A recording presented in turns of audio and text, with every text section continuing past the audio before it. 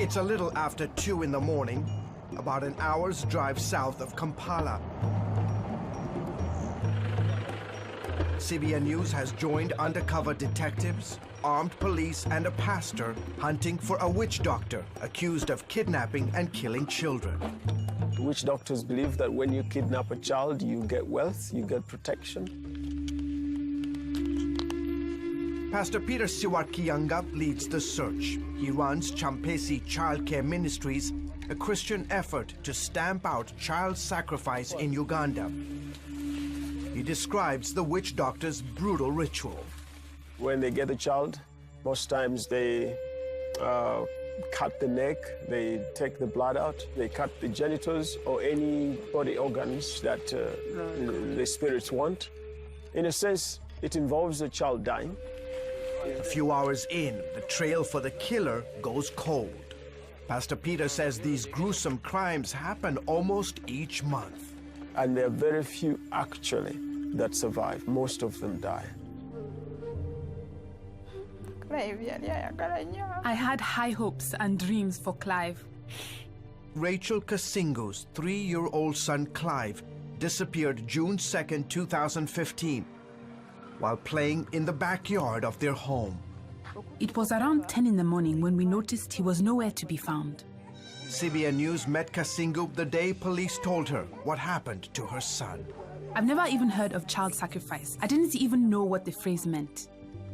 Detective Emmanuel Mafunda took us to the spot, not too far from his home, where they found Clive's remains in this pit toilet filled with human feces.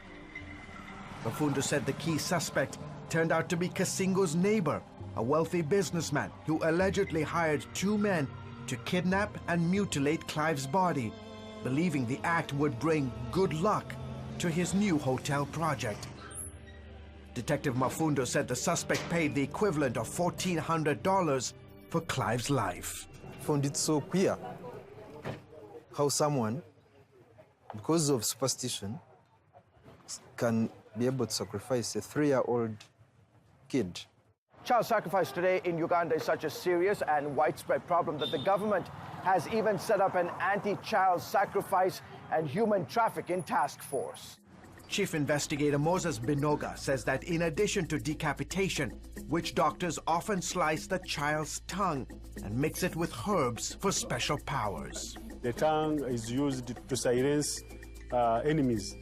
Mike Chibita is Uganda's top law enforcement official, the equivalent of America's Attorney General. He says superstition and the desire to get rich quick contribute to high child sacrifice rates in his country. The connection is these witch doctors come and tell people who want to get rich that in order to get rich, you need to sacrifice human blood. Best friends Kanani Nankunda, George Mukisa, and Alan Simbatia are fortunate to be alive, but bear the physical and emotional scars of their past. The 3 are child sacrifice survivors. A few years back, Kanani and his 7-year-old sister were attacked in the bush. He has a 10-inch scar on the back of his neck where the witch doctor tried to drain his blood. I fainted, and when I regained consciousness, I found my sister dead with her head missing. 2 men attacked Alan Simbatia on his way home from school. I tried to scream for my parents, but my voice was not strong enough for them to hear me. They stabbed his neck, sliced his head with a machete, then castrated him. Alan remained in a coma for 2 months after his miraculous rescue. George Mukisa's mother found him lying in a pool of blood after a man castrated his privates with a blunt knife. Doctors had to reconstruct his genitals with skin grafted from his forearm.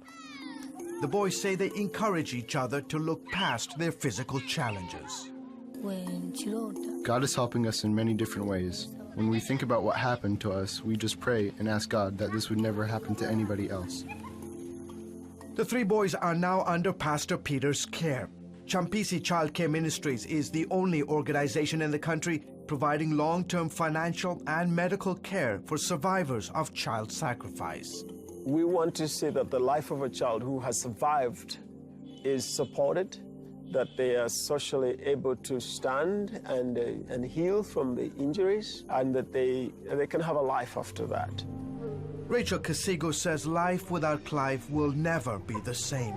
Still, she has a message for the men who brutally murdered her 3-year-old son. Because of my faith in Jesus, I believe in second chances, and I would give it to them because there's nothing I can do to bring Clive back. My message to them is confess your sins and come to the Lord, because when you come to the Lord, He will forgive your sins. George Thomas, CBN News, Kampala, Uganda.